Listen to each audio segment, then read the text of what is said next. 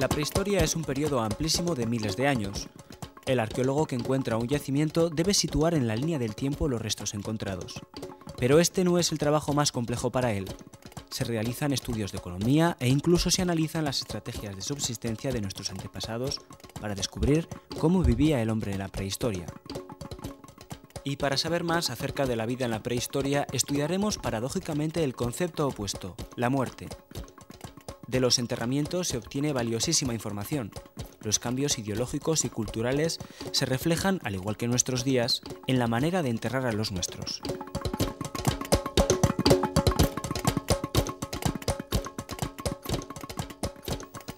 Buenos días. Dentro del curso El pasado prehistórico de la humanidad, vamos a hablar hoy de vida y muerte en la prehistoria.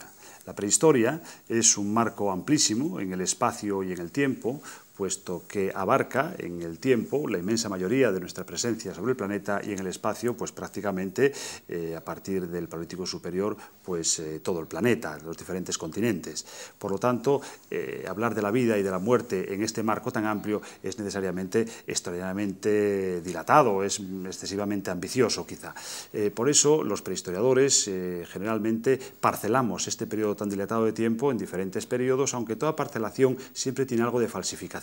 Toda etiqueta es necesaria para saber de qué hablamos en un periodo tan dilatado de tiempo, pero tiene algo de irreal, puesto que el desarrollo, la evolución de la cultura, como la evolución biológica, es un proceso continuo que no es susceptible de ser parcelado sin peligro de simplificarlo, de falsificarlo, pero es necesario desde el punto de vista metodológico.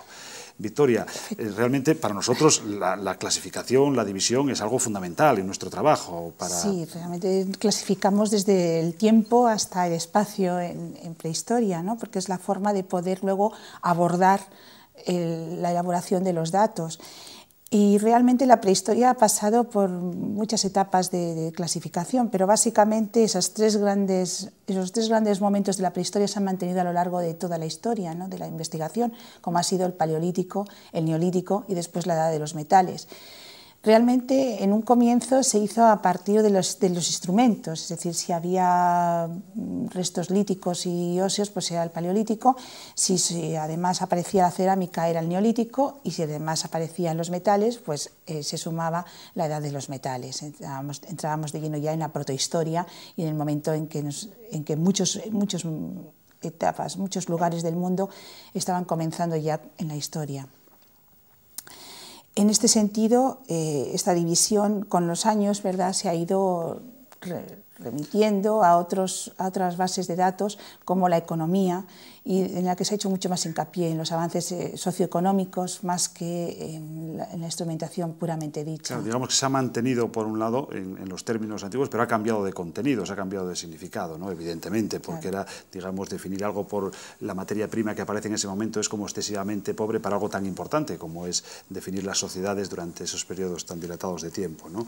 En realidad, nosotros lo que estudiamos directamente es los ecosistemas, es decir, que constituyen para nosotros algo fundamental, es decir, los elementos que nos permiten conocer cuál era el ambiente en el cual se desarrollaban esas primeras sociedades, sobre todo durante el Paleolítico, puesto que el medio es fundamental en el conocimiento de las sociedades, puesto que la cultura, que es nuestro objeto de estudio primordial, es, digamos, una herramienta de estudio, es decir, una herramienta de trabajo, perdón, que el hombre crea para adaptarse y explotar con más éxito el medio, ¿no?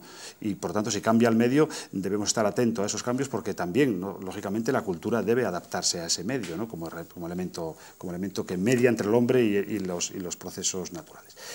La unidad de estudio de la arqueología es el yacimiento, ¿no?, es decir, los diferentes yacimientos prehistóricos, que es donde investigamos, y son de diferentes tipos, hay una gran variedad de yacimientos, ¿no? Efectivamente, y dentro del mundo del Paleolítico, por ejemplo, que es al que se refiere básicamente el curso, pues tendremos que el yacimiento, tal y como lo comprendemos nosotros o lo podemos interpretar como distintos tipos de asentamiento humano frente a ese medio y dentro de su economía de subsistencia, que es básicamente la caza y la recolección.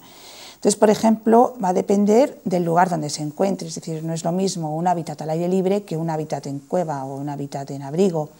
que tiene su espacio mucho más reducido, su espacio habitable. Entonces, todas las estructuras, la organización del espacio habitable va a estar limitado a ese tipo de estructura. Por ejemplo, en los asentamientos al aire libre abundan las grandes estructuras de habitación, las grandes cabañas, por así decirlo, como en Centro Europa nos encontramos muchos ejemplos, o en el norte de Europa, mucho más en la zona ruso-siberiana. En este sentido, incluso podemos establecer que hay hasta verdaderos poblados, como se ha intentado interpretar en los yacimientos de Predmosti o de Donji Bestonice, en el que se encuentran restos de cabañas agrupadas en un espacio bastante amplio, lo cual podría indicar un campamento de una determinada entidad, ¿no? Respecto a ello, podemos establecer otro tipo de clasificación, ¿no?, según su grado de asentamiento en un mismo lugar. Por ejemplo, hay campamentos base, incluso yacimientos que podrían ser más estables, como estos que hemos aludido de Donji Bestonice o de Predmosti, y sin embargo otros que podrían durar estacionalmente, tener una cierta variabilidad, yacimientos que solamente se ocuparían a lo mejor pues en los meses de primavera o meses de verano, fundamentalmente, y otros más largos de hábitat de invierno. Claro, de protección. Esos que decías estacionales, temporales, suelen responder generalmente a actividades específicas, actividades concretas, más especializadas, ¿no? Lo que nos enlaza un poco con digamos, los estudios de economía en los yacimientos, los estudios de los, digamos, sistemas, las estrategias de subsistencia de estas sociedades cazadoras-recolectoras, ¿no?, puesto que podemos determinar en muchas ocasiones el tipo de animales que se cazaban, cómo se cazaban, qué parte de la dieta correspondía a eso, qué se pescaba, en qué época del año se pescaba, cómo se preparaban pues, materias primas, etcétera, ¿no? Y esto nos enlaza un poco con otra parte muy importante de los estudios en los yacimientos paleolíticos, que es la tecnología de los útiles que aparecen, ¿no?, de las herramientas de los moradores de aquellos yacimientos arqueológicos. Efectivamente, desde luego la tecnología está bien dentro del mundo económico, socioeconómico de estos grupos cazadores, y realmente la tecnología está muy imbricada en todo el mundo de la captación de materias primas, por ejemplo. Entonces, que nos implica un territorio que hay que recorrer para recoger esas materias primas que luego se van a adaptar para fabricar sus instrumentos y hacer las transformaciones necesarias. O, por ejemplo, dentro de la tecnología podríamos incluir también no solo la captación de materias primas para hacer instrumentos, sino además, por ejemplo, la recogida de determinados tipos de material, de carbón, de árboles, por ejemplo, determinados tipos de árboles, para hacer hogueras en los campamentos. Es decir, que se ha visto cómo hay una introducción de determinadas maderas, quizá más resistentes o que la perduración del fuego es mayor, para realizar el fuego, para realizar uno de los elementos más consustanciales de los inventos humanos, ¿no? Claro. Todos estos digamos, elementos materiales que responden a esos móviles económicos o de otro tipo y tal, dejan unas huellas que son más fáciles de seguir que todo otro mundo importantísimo, interesantísimo, que forma parte de eso, de la vida del hombre prehistórico, que es el mundo de los conceptos, que es el mundo espiritual, que es el mundo simbólico, ¿no? Eso nos ha dejado fundamentalmente dos tipos de manifestaciones. Por un lado, el arte, y por otro lado, perdón, los enterramientos, ¿no? Digamos que eso completa lo que sería la vida del hombre prehistórico y nos introduce en la segunda parte del título de este programa, que era la muerte, la vida y la muerte. La muerte, a lo largo de la historia y del Paleolítico, digamos, se ha solventado en forma de enterramientos en diferentes maneras, ¿no? Y ha creado diferentes, digamos, liturgias y se ha solucionado de diferente manera. ¿Cómo podemos abarcar esto de una forma general?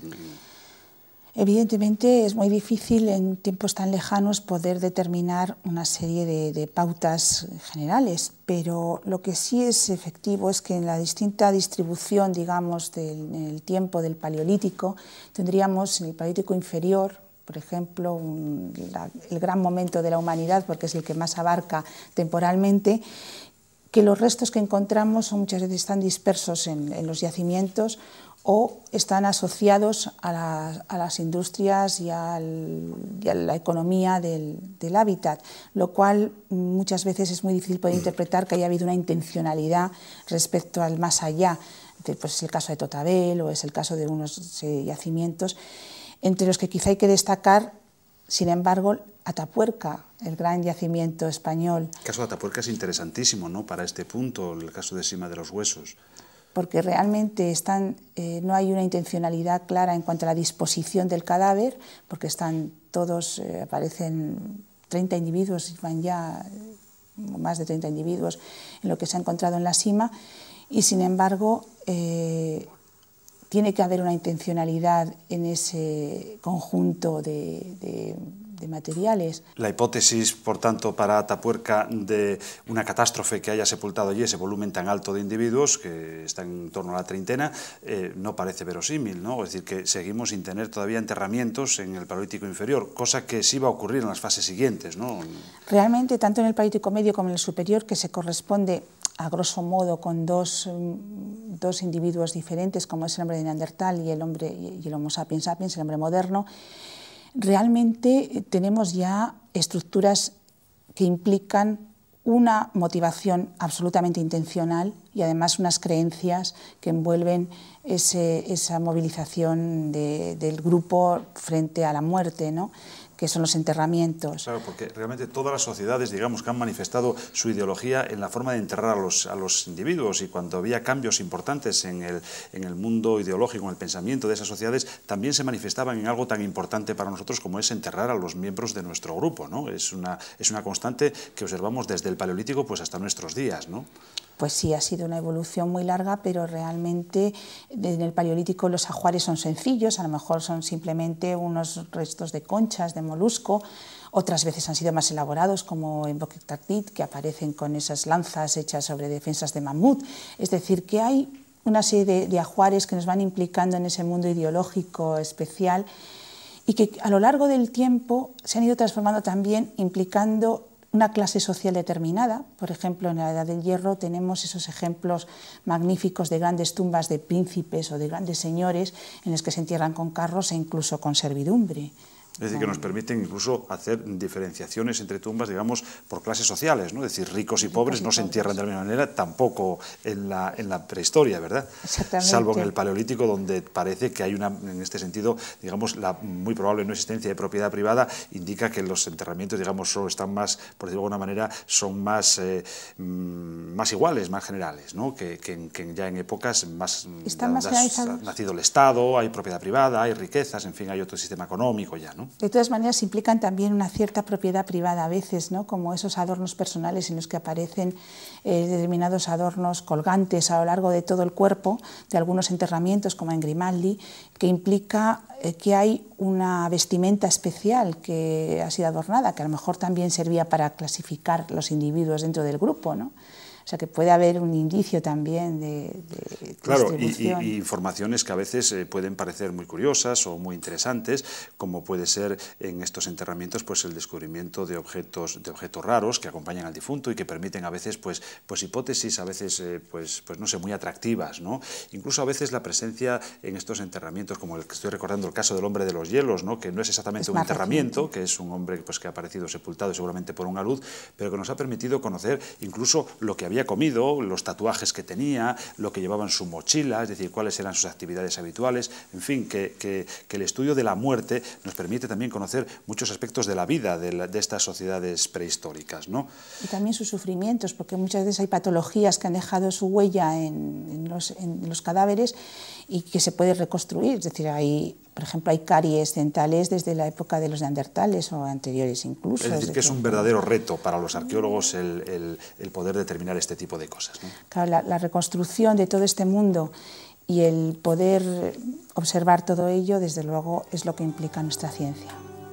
Con ello hemos terminado este programa. Muchas gracias.